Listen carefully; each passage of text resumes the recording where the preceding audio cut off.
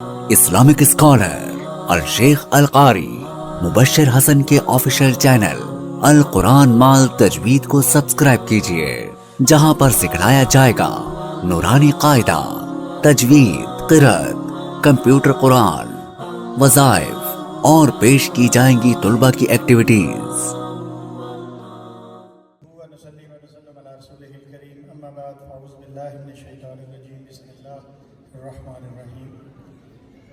تمام علماء اکرام اور تمام ساتھیوں کو میری طرف سے السلام علیکم ورحمۃ اللہ وبرکاتہ۔ حضرت نے میرا تعارف کروا دیا، تھوڑا سا تعارف میں کروا دیتا ہوں۔ جس طرح کوئی آپ سے پوچھتا ہے پاکستان کے اندر تبلیغی جماعت کا مرکز کہاں پر ہے، اور سب بتاتے ہیں کہ وہ رائے گڑھ میں ہے، اسی طرح پاکستان کے اندر قادیانیوں کا مرکز ہے، وہ چناب نگر ربوہ شہر ہے۔ میری پیدائش وہیں پہ تھی، میں نے قادیانی گھرانے میں آنکھ کھولی، انہی کی تربیت پہ چلتا ہوا میں نے اپنی تعلیم مکمل کی۔ وہیں سے جو میں نے دین کی باتیں ان کے مطابق سنی، اس پہ عمل کرتا رہا، اور جب مجھے یہ پتہ چلا کہ مرزا غلام احمد قادیانی نعوذ باللہ اللہ کا نبی اور رسول ہے، تو قادیانیت میں رہتے ہوئے میں اسے اللہ کا نبی اور رسول مانتا تھا، کیونکہ میرے والدین نے، میرے سارے خاندان نے یہی تربیت کی، اور وہ آج بھی اس کو اللہ کا نبی اور رسول مانتے ہیں۔ آج تکمیل بخاری کا وہ میں پڑھ رہا تھا، لگا ہوا تھا اشتہار، تو یہ جو بخاری شریف ہے اس نے الحمدللہ میری زندگی بدل کے رکھ لی۔ اس کی وجہ یہ تھی کہ جب میں اپنی ساری تیاری مکمل کر کے، اور مجھے بچپن سے یہ تعلیم دی گئی کہ تمہارا دنیا میں آنے کا مقصد روپیہ پیسہ کمانا نہیں ہے، تمہارے دنیا میں آنے کا مقصد یہ ہے کہ اپنی زندگی میں کسی نہ کسی ایک مسلمان کو قادیانی بنانا ہے۔ یہ بچپن سے میری تربیت کی گئی، اور ہر قادیانی کی تربیت کی جاتی ہے کہ یہ جو امت ہے اس کو قادیانی بنانا ہے۔ اور ایک بات میرے دماغ میں ڈالی گئی بچپن سے کہ اگر اس امت کو قادیانی بنانا ہے تو سب سے پہلا کام یہ کرنا ہے کہ اس امت کو ان کے علماء سے دور کرنا ہے۔ کیا کرنا ہے؟ کیونکہ جو لوگ علماء کے ساتھ رہتے ہیں، ان کے قریب رہتے ہیں، ان کے گمراہ ہونے کے چانس نہیں ہوتے، اور جو علماء سے دور بھاگتے ہیں ان کے گمراہ ہونے کے چانس بے تحاشا ہے۔ تو ہمیں یہ بھی بتایا گیا کہ جہاں بیٹھو مسلمان کے پاس تو جا کر مسلمان لوگوں کو علماء سے نفرت دلاؤ۔ تو بہرحال یہ قادیانی اپنے اس فتنے کا پرچار کرنے کے لیے اپنے لوگوں کی تربیت کرتی ہے۔ تو میں بھی پھر گھر سے نکلا، میں نے بھی ایک مسلمان کو دیکھا، میں نے کہا میں اس کو قادیانیت کی دعوت دوں۔ میں نے اسے قادیانیت کی دعوت دی، اس نے مجھے اسلام کی دعوت دی، مگر چونکہ اس کے پاس اسلام کے بارے میں تعلیم کم تھی اور میرے پاس قادیانیت کے بارے میں زیادہ تھی، تو اس نے ایک دن ایسا کیا کہ اس نے کہا جی میں آپ کی کسی عالم سے بات کرواؤں گا۔ میں نے کہا ٹھیک ہے۔ اس دوران اسے کام پڑا تو وہ گھر سے بخاری شریف اٹھا کے لے آیا۔ یہ میں اس وقت کی بات بتا رہا ہوں جب میں قادیانی تھا۔ اس نے بخاری شریف مجھے دی، کہنے لگا یار آپ 2-4 دن اس کا مطالعہ کریں، میں واپس آتا ہوں تو پھر آپ سے بات کرتے ہیں۔ میں بخاری شریف لے کے گھر چلا گیا، اور گھر جا کر میں نے اپنی بیگم سے کہا، میں نے کہا یار یہ کہ دوست نے دی ہے جس کو میں قادیانی کرنا چاہ رہا ہوں، تو ایسا کرو جس دن تم گھر میں کام کم ہو تو ذرا 2-4 حدیثیں مجھے سنا دیا کرو، اور جس دن میں کام سے تھکا ہوا نہ ہوا تو 2-4 حدیثیں میں تمہیں سنا دوں گا۔ تو ہمارے گھر میں حدیث شریف کا درس چل پڑا، اور اللہ کے فضل سے جب میں نے بخاری شریف کو پڑھنا شروع کیا تو میں ایک ایسی حدیث مبارکہ پہ پہنچا جس باب کا نام تھا نزول عیسیٰ ابن مریم۔ اور آپ لوگ جانتے ہیں کہ قادیانیوں کا عقیدہ ہے کہ عیسیٰ علیہ السلام فوت ہو چکے ہیں، اور ان کی جگہ پہ جو شخص آیا ہے وہ مرزا غلام قادیانی ہے۔ تو جب میں نے وہ حدیث پڑھی میں پریشان ہوا۔ پریشان کس لیے ہوا؟ وہ اس لیے ہوا کہ امام الانبیاء حضرت محمد مصطفیٰ صلی اللہ علیہ وآلہ وسلم فرماتے ہیں قسم ہے اس ذات کی جس کے ہاتھ میں محمد رسول اللہ صلی اللہ علیہ وآلہ وسلم کی جان ہے کہ ضرور تم میں عیسیٰ ابن مریم نازل ہوں گے۔ اب میرا یہ عقیدہ نہیں تھا، میرا عقیدہ کیا تھا؟ اس کا جب قادیانی تھا تو عیسیٰ علیہ السلام فوت ہو چکے ہیں. اب میں پریشان ہو گیا. اب میں نے قادیانی کتب پڑھی ہے. قادیانی کتب کے اندر مرزا غلام قادیانی نے قسم کھا کے یہ بات لکھی ہے کہ حق کی قسم عیسیٰ ابن مریم رسول اللہ فوت ہو گئے.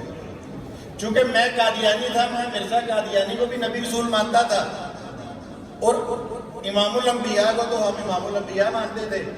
اب میں پریشان ہو گیا, یا اللہ امام الانبیاء کہہ رہے ہیں عیسیٰ علیہ السلام آئیں گے, قادیانی قسم کھا کے کہہ رہا کہ فوت ہو گئے ہیں.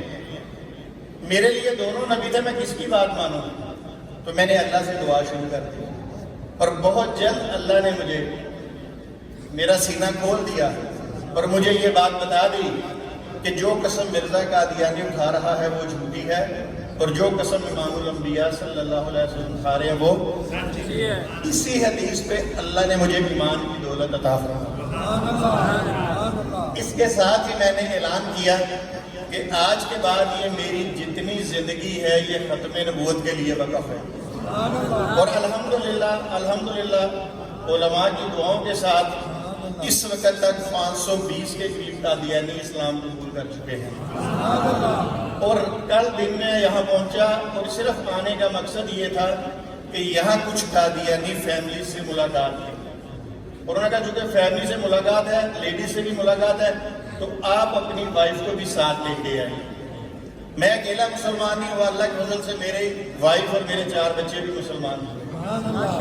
اور پھر کل ہم رات کو قادیانیوں سے بھی ملاقات کی, ان کو ساری بات سمجھائی, میری وائف نے ان کی مسز کو سمجھائی. تو ہم یہ سمجھتے ہیں کہ جو عزم ہم نے قادیانیت میں کیا تھا نا, اصل وہ عزم ہم نے لے کے اب چلنا ہے. کیونکہ ٹائم تھوڑا ہے, مختصر ایک واقعہ آپ کو سنا دوں. لاہور مجھے ایک بندے نے فون کیا اور انہوں نے کہا کہ ہم آپ سے ملنا چاہتے ہیں. میں نے کہا جی بتائیں کس سلسلے میں؟ انہوں نے کہا جی ختم نبوت کے حوالے سے. میں نے کہا جی آ جائیں.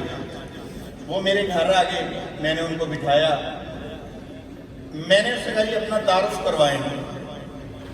ایک شخص نے اپنا تعارف کرایا, جی میں مسلمان ہوں. اب تعارف کیا اس کا پہلا, میں کون ہوں؟ مسلمان. یہ میرا نام ہے, یہ میرا دوست ہے, یہ بھی مسلمان ہے, اس کا یہ نام ہے. اس نے کہا یہ جو تیسرا لڑکا ہے یہ بھی ہمارا دوست ہے, مگر یہ قادیانیت سے تعلق رکھتا ہے. اب تعارف ہو گیا جی. میں نے کہا مسئلہ کیا ہے؟ کہنے لگے جی ہم ایک ادارے میں سافٹ ویئر انجینئر ہے, تو یہ قادیانی جو ہے ہمیں تبلیغ کرتا ہے. ٹھیک ہے, جو قادیانیوں کو سکھایا گیا, جو ان کے بڑوں نے بتایا, وہ اس کے نقشے قدم پہ چلیں گے. تو میں نے کہا مسئلہ کیا ہے؟ کہنے لگے جی مسئلہ یہ ہے کہ یہ ہمیں تبلیغ کرتا ہے.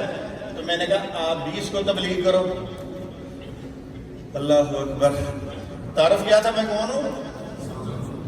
تو مجھے پتا ہے آگے سے کہتے ہیں جی ہمیں تو تبلیغ نہیں کرنی آتی.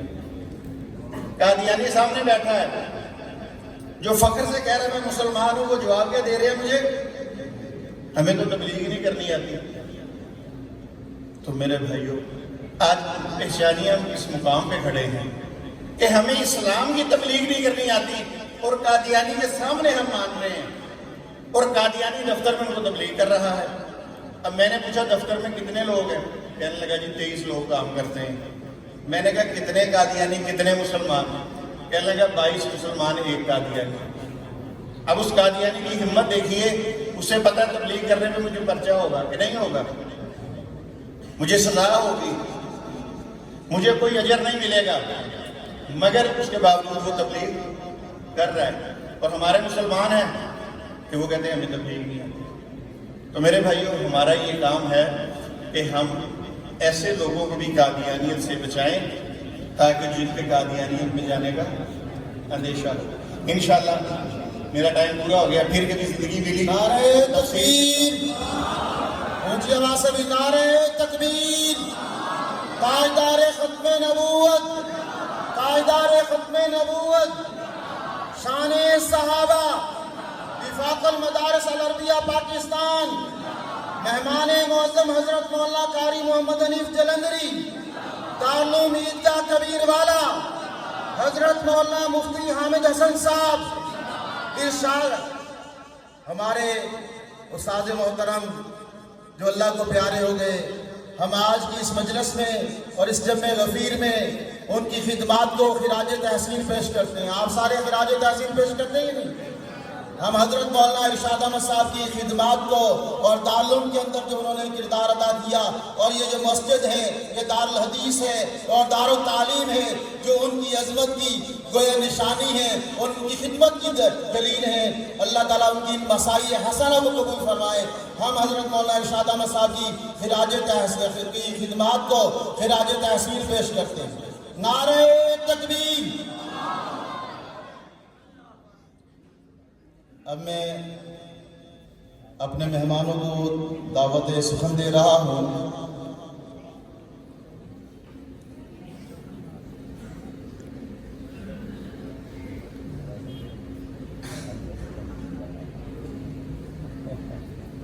اب آپ حضرات کے سامنے تشریف لاتے ہیں آیت الخیر جناب حضرت مولانا احمد حنیف جلندری صاحب۔ میں ان کی خدمت میں ملتمس ہوں کہ وہ آپ حضرات سے محض گفتگو ہوں۔ تشریف لاتے ہیں صاحبزادہ حضرت مولانا احمد حنیف جلندری صاحب۔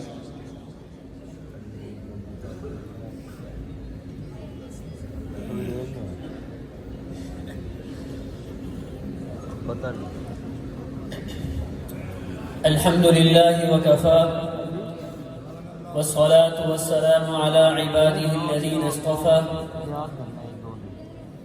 أما بعد فأعوذ بالله من الشيطان الرجيم بسم الله الرحمن الرحيم شهد الله أنه لا إله إلا هو والملائكة وأولو العلم قائما بالقسط لا إله إلا هو العزيز الحكيم وقال الله تبارك وتعالى إنا نحن نزلنا الذكر وإنا له لحافظون وقال النبي صلى الله عليه وسلم يا أبا هريرة تعلم القرآن وعلمه الناس ولا تزال كذلك حتى يأتيك الموت وإن أتاك الموت وأنت كذلك زارت الملائكة قبرك كما يزار البيت العتيق أو كما قال النبي صلى الله عليه وسلم صدق الله العظيم وصدق رسوله النبي الأمين الكريم ونحن على ذلك لمن الشاهدين والشاكرين والحمد لله رب العالمين۔ بزرگان محترم، برادران اسلام، قابل صد تکریم، واجب الاحترام حضرات علماء کرام، فضلاء کرام، حفاظ کرام، السلام علیکم ورحمۃ اللہ تعالی وبرکاتہ۔ میں سب سے پہلے شکر گزار ہوں،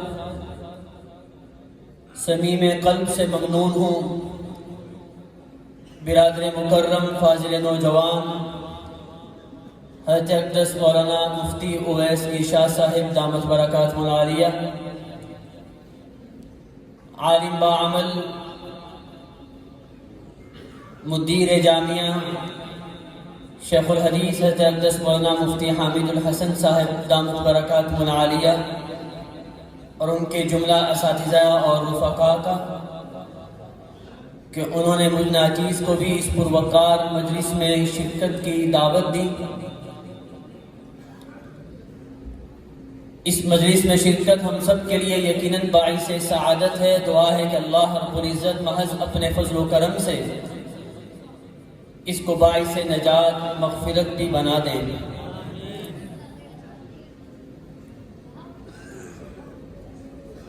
یہ تقریب منعقد کی گئی ہے میرے دائیں اور بائیں بیٹھے ہوئے ان خوش نصیب بھائیوں کے اعزاز میں۔ میں ان بھائیوں کے خانوادوں کو، بالخصوص ان کے والدین کو، اعزاء اور اقارب کو مبارکباد پیش کرتا ہوں کہ آپ نے اپنی نئی نسل کو، اولاد کو علوم وحی و نبوت سے آراستہ کیا۔ یہی وہ ایک علم ہے کہ جس کی تحصیل پر اللہ رب العزت کے مقرب فرشتے بھی احادیث میں اور خود نبی کریم حضور اکرم صلی اللہ علیہ وسلم بھی ہمیں احادیث میں مبارکباد دیتے ہوئے نظر آتے ہیں۔ نبی کریم حضور اکرم صلی اللہ علیہ وسلم نے ارشاد فرمایا کہ ان اللہ عز وجل قرأ طٰہٰ و یاسین قبل ان يخلق الخلق بألف عام فلما سمعت الملائكة القرآن قالت طوبى لأمة ينزل عليهم هذا وطوبى لأجواف تحمل هذا وطوبى لألسنة تنطق بهذا أو كما قال۔ اللہ تعالیٰ نے اس کائنات کو پیدا کرنے سے 1000 سال پہلے فرشتوں کے سامنے سورہ طٰہٰ اور یاسین کی تلاوت فرمائی، کما یلیق بشانہ فلما سمعت الملائکۃ القرآن، فرشتوں نے جب قرآن کریم کو سنا، قالت، تو فرشتوں نے کہا اور وہ کہہ اٹھے، طوبیٰ لأمۃ ینزل علیہم ھذا، مبارکباد کی مستحق ہے وہ امت جس کو اللہ یہ کلام عطا فرمائیں گے، وَطُوبَى لِأَجْوَافٍ تَحْمِلُ هَذَا، مبارکباد کے مستحق ہیں وہ سینے جو اس کلام الہی کو سموئیں گے اپنے سینوں میں، وَطُوبَى لِأَلْسِنَةٍ تَنطِقُ بِهَذَا، اور مبارکباد کی مستحق ہیں وہ زبانیں جو اس کا تلفظ کریں گی، جو اس کا تلاوت کریں گی۔ بخاری شریف میں حضرت ابی بن کعب رضی اللہ تعالیٰ عنہ خود راوی ہیں جن کو قاری قرآن ہونے کا لقب لسان نبوت سے صادر ہوا ہے، فرماتے ہیں قال رسول اللہ صلی اللہ علیہ وسلم یا ابا المنذر، ان کی کنیت تھی ابو المنذر، خطاب کرتے ہوئے کہا ہے ابی بن کعب اتدری ای آیت من کتاب اللہ معک اعظم، کیا تم جانتے ہو ابی بن کعب قرآن کریم کی عظیم الشان آیت کون سی ہے؟ قلت اللہ ورسولہ اعلم، تو ابی بن کعب کہتے ہیں میں نے کہا اللہ اور اس کا رسول ہی جانتے ہیں۔ ادب کا تقاضا بھی یہی ہے کہ جب بڑے موجود ہوں تو چھوٹے گفتگو نہیں کیا کرتے، جواب آتا تھا دیا نہیں۔ نبی کریم حضور اکرم صلی اللہ علیہ وسلم نے دوسری مرتبہ پوچھا یا ابا المنذر اتدری ای آیت من کتاب اللہ معک اعظم، کیا تم جانتے ہو قرآن کریم کی عظیم الشان آیت کون سی ہے؟ میں نے وہی جواب دہرایا، حضور نے پھر سوال کیا، میں سمجھ گیا کہ حضور مجھ سے جواب سننا چاہتے ہیں، اور ادب کا تقاضا یہ ہے کہ جب بڑے کہیں تو پھر بولنا پڑتا ہے، تو میں نے کہا اللہ لا الہ الا هو الحی القیوم لا تأخذہ سنۃ ولا نوم، قرآن کریم کی عظیم الشان آیت آیت الکرسی ہے۔ میرا جواب سننے کے بعد فضرب فی صدری، حضور نے میرے سینے پر ہاتھ مارا اور فرمایا واللہ یا ابا المنذر لیہلک العلم، اللہ کی قسم اے ابو المنذر تجھے تیرا علم مبارک ہو۔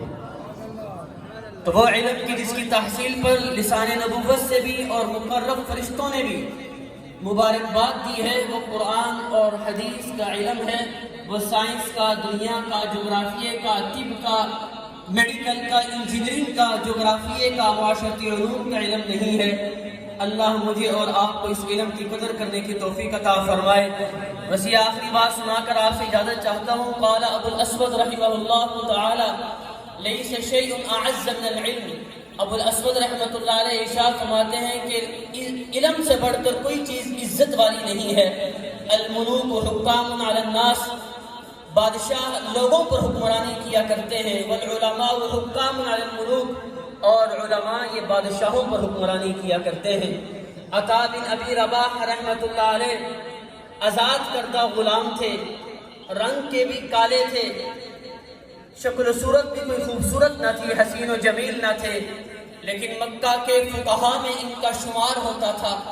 سلیمان بن عبد الملک جس کی آدھی دنیا پر حکومت تھی، جس کا سکہ چلتا تھا، سلیمان بن عبد الملک ایک مرتبہ اپنے بیٹوں کو لے کر عطا بن ابی رباح رحمۃ اللہ علیہ کی خدمت میں حاضر ہوا۔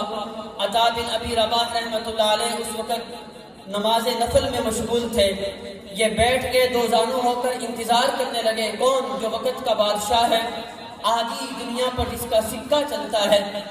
حضرت عطا بن ابی رباح رحمۃ اللہ علیہ نے سلام پھیرا، متوجہ ہوئے، پوچھا سلیمان کیسے آنا ہوا؟ انہوں نے کہا حضرت چند سوال کرنے کے لیے آیا ہوں، جواب عنایت فرما دیجئے۔ پوچھا بولو کیا پوچھنا چاہتے ہو؟ انہوں نے سوال کیا ہے، عطا نے جواب دیے، وہ اجازت لے کر چلا گیا اور اٹھا، حضرت بھی اٹھے اور نماز میں مشغول ہو گئے۔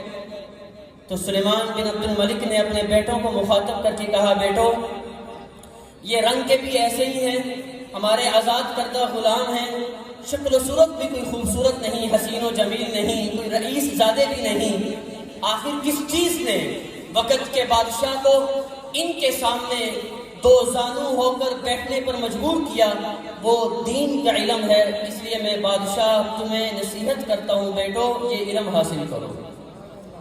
اللہ مجھے اور آپ کو اس علم کی قدر کرنے کی توفیق عطا فرمائے۔ اس کی بڑی شان ہے، اس کی کیا شان ہے اس پر تو آپ حضرات مجھ سے زیادہ واقف ہیں۔ اسی ادارے میں ایک عالم دین کی زبان سے ایک روایت سنی تھی، وہ عرض کرتا ہوں کہ اس علم کی کیا شان ہے، اس کا کیا مرتبہ ہے، کیا رتبہ ہے۔ یحییٰ بن اقسم رحمۃ اللہ علیہ مامون الرشید دور کے بغداد کے مفتی اعظم تھے، بہت بڑے عالم تھے۔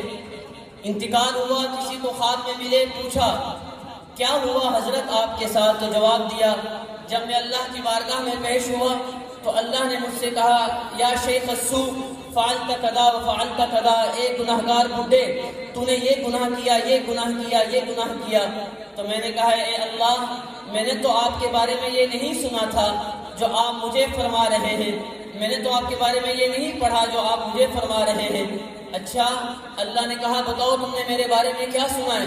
تو یحییٰ بن اقسم جو مفتی اعظم تھے بغداد کے فرمانے لگے اے اللہ حدثنی عبد الرزاق عن معمر عن الزہری عن عروہ بن مسعود عن عائشہ رضی اللہ تعالی عنہا عن حبیبک محمد صلی اللہ علیہ وسلم قال قال جبرائیل قال اللہ تعالی انی استحیی ان اعذب ذا شیبۃ فی الاسلام وانا شبت فی الاسلام۔